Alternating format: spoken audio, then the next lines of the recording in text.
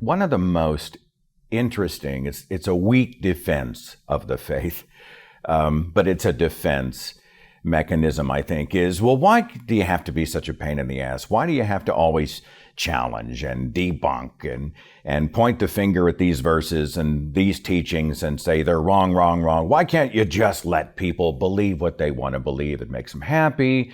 It gives them purpose. They've got a community, it's who they are. Why would you ever want to cause them grief or discomfort by daring to say that their faith is a lie? And there are, I think, a couple of problems with it, at least. The first one is that I think people, whenever possible, should get respect. I mean, our fellow travelers on this planet, I think we, whenever possible, should approach them as human beings and attempt to share values and connect in a meaningful way. Many of the people in my life that I care the most about in my circle are believers in some way. And I'm not against them as human beings, but the ideas themselves are totally fair game. If you walk into a room, you make a truth claim. Here's where we came from. Here's who or what made us. Here's how to live. Here's what you should think. Here's what you have to teach your children, or else. Then all that's on the table. All of that now can be scrutinized and analyzed and criticized and even ridiculed. Those ideas do not get special protections, right? Whenever possible, people get respect. Ideas have to earn respect. Now, we understand that religion has a lot of utility when it comes to, people have filled blanks in their knowledge. They scribbled in the God answers, and a fearful, primitive primate, a human on the African savannah, looking up at the sky at the unexplained and saying it's the anger or blessing of the gods. We understand that religion was a great social glue, a great binding agent, as we saw the communities arise around religions.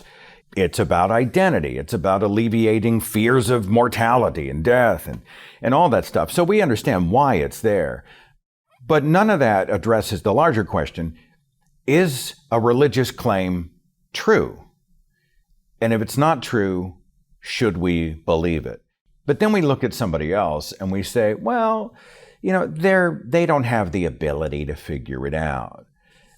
Let them believe what they want to believe because they don't have our cognitive abilities. That's kind of the vibe I get. I don't know if that's always the intention, but that is a bigotry of lowered expectations. We're almost saying you're too dumb to figure it out. And I don't think that's true. If it's true, we should believe it. If it's not true, we should not believe it. And if we don't know, I think the honest answer is to say we don't know. And I think those are conversations that every human being should be having with each other. And it doesn't matter where you are in your stage of life. It doesn't matter what your IQ is. It doesn't matter what race, color, gender, creed, whatever you are. I think, is it true, is a totally fair question. You can really see the hypocrisy when it comes to evangelizing if you reverse the streams on a believer. So a Christian is like, I believe what I believe and this is my truth. But if a Muslim or a Sikh or a Hindu or some other religion came to them, somebody said, you're living wrong, you were born a sinner, you're broken, you're doomed or whatever, and yet I have brought you the good news. And you must now accept my truth, my holy book, my dogma, and then you will be saved. The Christian would be like, how dare you? Right? This is my path, my journey, my belief, my relationship with Jesus. How dare you come into my personal space and do this boundary violation to tell me I'm a broken thing? And yet Christians take missions trips to places all around the world, and they walk into other cultures and they say, oh, lucky you are living wrong, but we have brought the good news of how to live right. All you must do is change your mind, drop to your knees, say the prayer, accept our dogma, and then it's going to be great. Well, that to me is it's not kindness. You're not doing people a favor. Proselytization is colonization. You are taking an individual with their own mind, heart, background, culture, personality, worldview, or whatever, and you're saying, you're wrong, be more like us. I mean, it's hugely presumptuous. And when I was a Christian and I was an evangelical for decades, I didn't see that. I thought I was doing the world a favor. Oh, lucky you. I have come to help fix things. How arrogant is that? It's funny to me when I am talking to a believer and challenging some of the stuff that the Bible says. And of course, believers love to wave the Bible at us. This is the good book. This is the guidebook for living. I think the average American home has 3 Bibles. I mean, that's a monument. It's the most printed book in history. And you would think that the people who are saying it's true and necessary would know what's in the damn thing. But time and time again, when I engage in a conversation with a Christian, it turns out that I know more about their Bible than they do. Right? They know it's true and they know it's necessary, but they don't know what's in it. Someone explain that to me. There's a little game I like to play. I hate to call it a game, but I will get into a conversation with a believer and I will start talking about the Abrahamic religions, just kind of set it up. And I'll say, it's interesting because I've been reading more about Islam and getting into the Quran. And did you know that in the Quran, there is a command where if a woman is suspected of getting pregnant by a man who wasn't her husband, they would bring her before a male tribunal. And these Muslim men would kind of put her on trial and force her to drink bitter water. And then if the fetus flushed out of her body, she would be, exposed as the harlot. And it was horrifying. And they would just be aghast. The people I'm talking to, the Christians, are like, that is terrible. Islam is so barbaric. How can anyone believe that?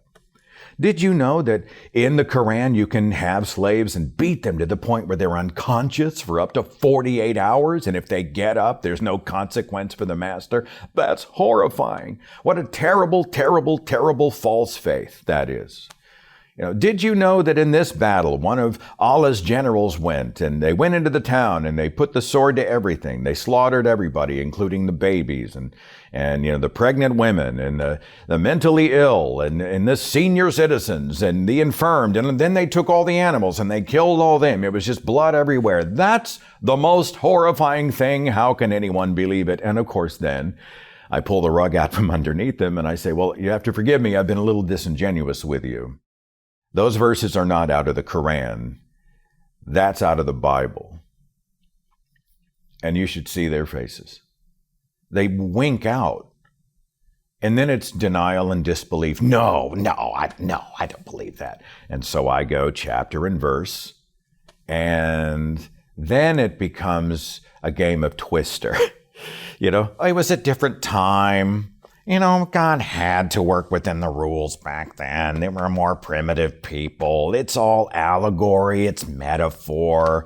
And not all ignore the Old Testament, read the New Testament. It's just crazy to watch them. So when it came to the Quran, they didn't blink. They were all in. Judgment, full bore, moral outrage. With the Bible, it is nothing but equivocation and excuses and context and blah, blah, blah. It's crazy to watch them do it.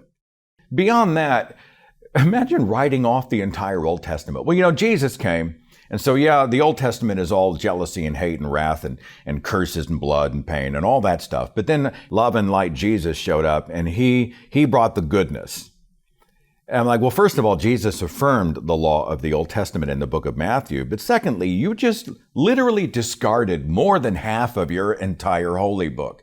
So now we can just wipe off the map Adam and Eve. There go the 10 Commandments. Most of the anti-gay verses that are in there, those are all gone. You just literally just canceled more than half of your own faith. I don't get that. Parents like to tell kids, you can be anything you want to be in this world. Just commit yourself and work hard. And you can be it. You can do it. And I think this is done for noble reasons. But it's total crap. If I'm not gifted as a musician, if I don't have a musical gift, I will never play Carnegie Hall, right?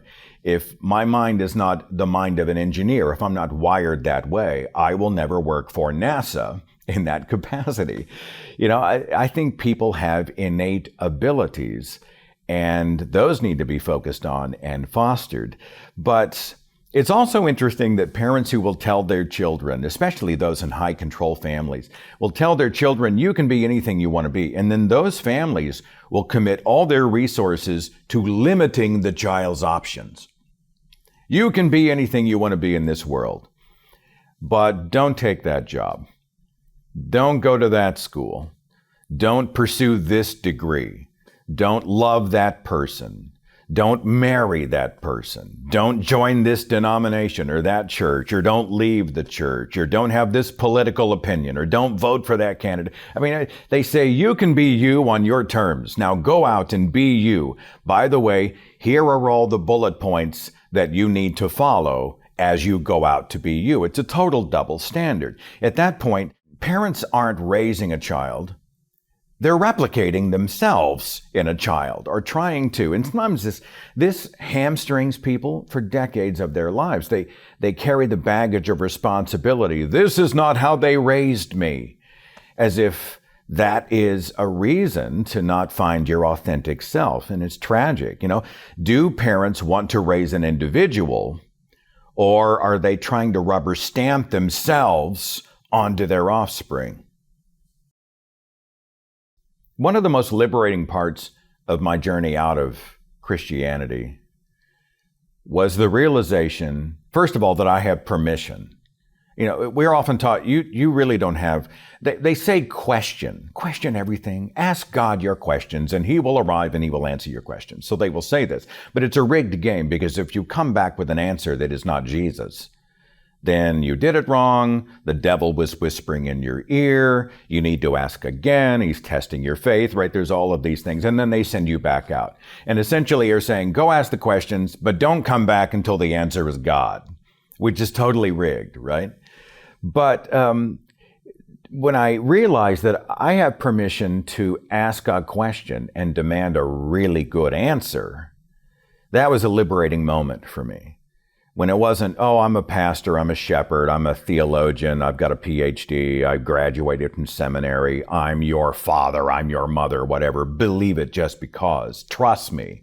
Once I liberated myself from this notion that an authority could tell me what to think, and I didn't have the authority to pursue the answer on my own, huge. It was huge. It opened up my world. And then I began to have more and more courage to speak in my own voice. And I had this epiphany that I am not on this earth to keep other people comfortable. We walk into rooms sometimes, especially those of us who don't have a majority opinion about something, and we tend to sit on our hands and we don't want to ruffle feathers and we don't want to cause a problem. And this is creating what we think is peace, right? All I want is peace and calm. We're not creating peace. That's not true peace. That's just an absence of conflict. And everybody else in the room is getting to be their authentic selves. And you and I are quietly sitting, applying that double standard to ourselves. I don't walk in with a God is dead t-shirt on. I'm not trying to be provocative for the sake of provoking people. But if I'm sitting there and I have a position, opinion, if I bring some information that might make somebody else squirm a little bit, I realize that's their problem. It's not my fault. And I'm not on this earth to keep somebody else comfortable. In fact, in my own life, it was when I was made uncomfortable that my whole world changed. Some people say, when you walked away from Christianity, didn't it turn your life upside down? And I'll say, well, it was a major change, and it was traumatic, and it was hard, and it was a journey, and all those things. But it actually, my leaving the faith and rooting myself more in the evidence turned my life right side up, right? It actually opened my world to possibilities, to names and words and thoughts and ideas and evidence that I had never been presented with before. So despite the challenges, apostasy didn't turn my life upside down. It actually flipped it right side up. I go back and forth on how I feel about the United States in terms of the culture, because, we've seen the rise of the non-religious, not necessarily atheists, but people who are not engaged or involved at all in religion. They don't really want it. They don't need it. It doesn't really speak to them. They live beyond it. And I think that's great. All right, that's fine. At the same time, though, we have seen these minority power players with massive amounts of wealth and power and influence go in and try to turn us into Gilead. And despite the fact that we are seeing uprisings and protests against Christian nationalism, Project 2025, the 10 Commandments and prayers in schools, all of these religious overreaches, etc., I'm a little worried that the people who are non-religious, the nones, are disengaged from the dangers of Christian nationalism. Because religion isn't a meaningful part of their lives, they're not necessarily feeling the immediacy of why Christian nationalism is a threat and will eventually come for them. Like, if you opt out of these issues, it doesn't mean the issues don't continue, and it doesn't mean that they won't eventually come for you. And I really want to try to help activate people and motivate people out there to say, look, even if you are not having discussions about religion and faith and non-faith and all those types of things, this is really about decency. It's about morality. It's about fairness. It's about equity and equality. It's about your fellow human beings. And I think these are conversations you need to be a part of. So, that's the challenge of trying to activate or motivate people to look up, look around and say, wait a minute, this does affect people and it will affect me. And I need to have an opinion about this, an informed opinion, and I need to engage to help make it right. I think that's a fight we need to be focusing more on as activists. The funny thing about the internet is that it has connected us and splintered us at the same time. So we can reach anybody anywhere in the world in real time. But at the same time, we can vilify and marginalize and dehumanize and declare war on anybody in the world in real time. And usually we don't see them as a human being. We see a two-dimensional avatar, somebody we may not know in person. So then they say something we think is stupid and we call them a name and they call us a name. And then our tribe jumps on their tribe and it's war and it's pandemonium. And then somebody, finds a way to monetize that. Oh, look, it's clickbait. Let's put an ad. And now I'm making millions of dollars. Let's make more rage out there. And it's just this massive machine. And it's so hard because we treat each other differently in person. We will have a conversation over coffee in a very different way than we would have an exchange in a comment section.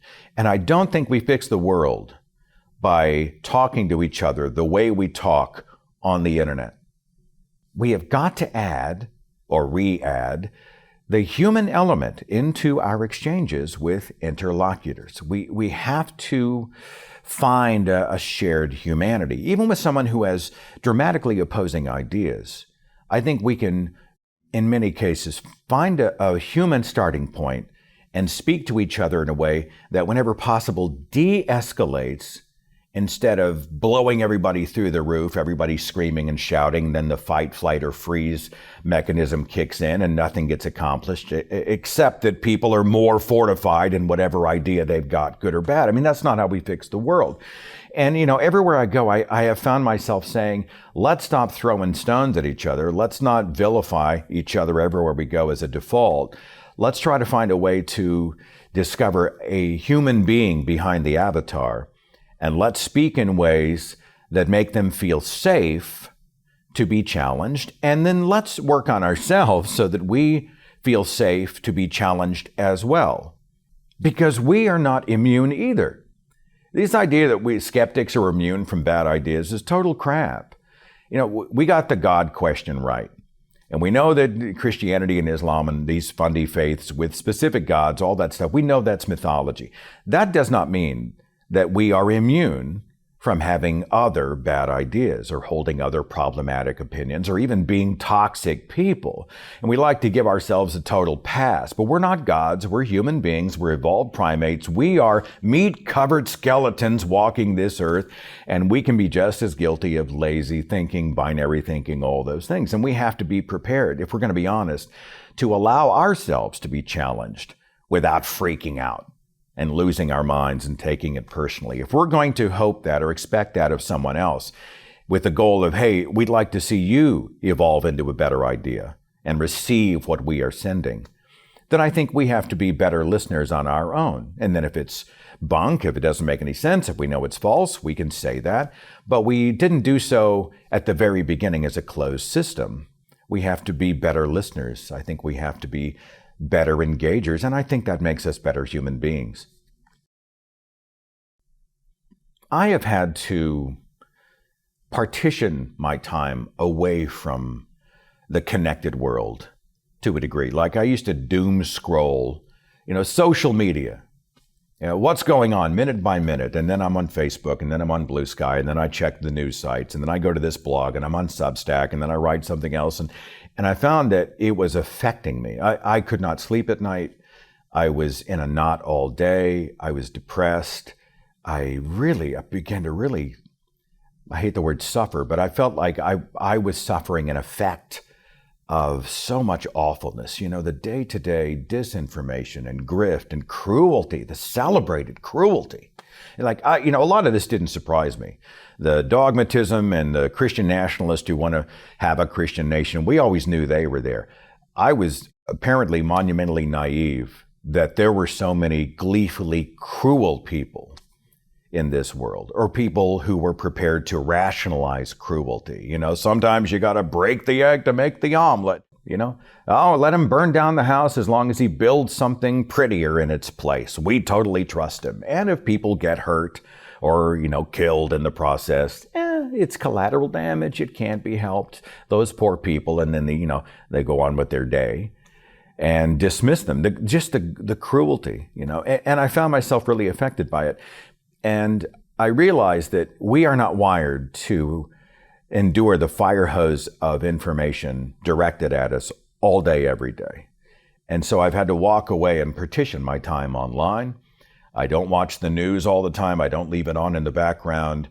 I strategically jump in at certain points during the day, or maybe once in the morning and once in the evening to see what's going on.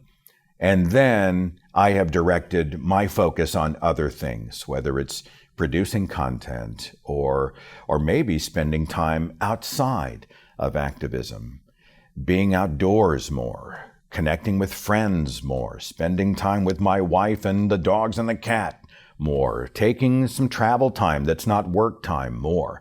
I have had to learn, I've had to actually will myself into self-care with the realization that if I'm going to go out and join you as an activist and we're going to try to fix the world as best we can, we're going to do what we can, we're going to engage at this level, we cannot have the pedal to the floor all the time. We are simply not able to maintain that level of intensity without self-care, without recharging the battery, and without enjoying some of the good stuff in this life, because life can be really good. So I've had to refocus. What am I thankful for? What is good in my life? What do I enjoy? I can't forget to live, because going out and cursing the darkness all day, that's just going to burn that candle at both ends until I'm totally gone. And I think the same is true for any of us. You cannot maintain that. You can't just spend all day, every day cursing the darkness. You've got to spread some light, and you've got to receive some light. Don't forget to live your life. And I've tried to give that encouragement to myself, and I've tried to make it to my fellow human beings. It's a good life. It can be a good life. Don't forget to live it. Can the world be fixed? Are we too far gone? Should we pray for the killer asteroid to just end it all? Are we beyond hope? A lot of people ask these questions, and I've done the same thing. Are we too far gone?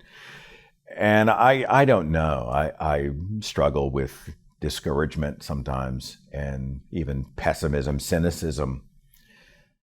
But in my own life, I have found that activism is good medicine. Being involved and speaking out about the things that are important and advocating for the marginalized and trying to defeat the bad ideas and promote the better ideas and learning new things myself along the way and engaging as a human being on this planet, truly living in that way, it has helped me. It has improved my mental state. It has caused me to sleep a little better at night. It has fueled my sense of purpose, a self-generated sense of what I want to do in this world and what kind of world do I want to live in. And I think it's good medicine. And so if somebody was to ask me, well, how do I cope? What do I do? And this may not be the right answer for everybody, but I think a good answer is get involved, engage, speak out, represent the kind of world you want to live in. Because doing that feels good. It feels good to be authentically an advocate for kindness and truth and justice and the evidence and science and humanity and all those things. It really does feed something in ourselves. And then it feeds on itself. And we want to go out and do more of it the next day and the next day and the next day. Whenever possible, I think. Speak to what's true, speak to what is good. It's good for them, it's also good for us.